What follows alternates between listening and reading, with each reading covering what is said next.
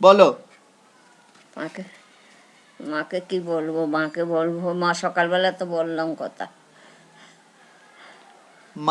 মাকে মাসিকে কিছু বলো। শান্তা সব কিছু ঠিক করে চলিস, টাকা পয়সার জন্য খরচা বেহাতে খরচা করিস না। এবার মাসিকে বলো। আর চিন্তা তোর শরীরের উপর দৃষ্টি রাখিস, রতন ভালো করে ঠিক মতো। ও তো উঠেই 8:30টার সময়, এখন কাজ নাই, কি করবে, কেউ নাই।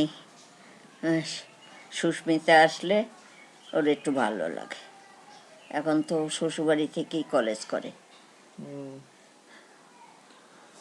বলো সবাইকে ভালো থাকিস বলে, শান্তা স্নিগ্ধা ভালো থাকিস বলে বলে দাও।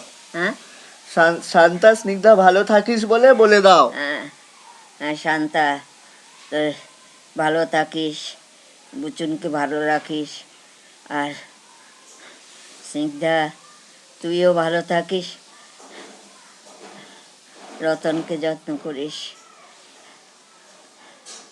আর কি বলবো।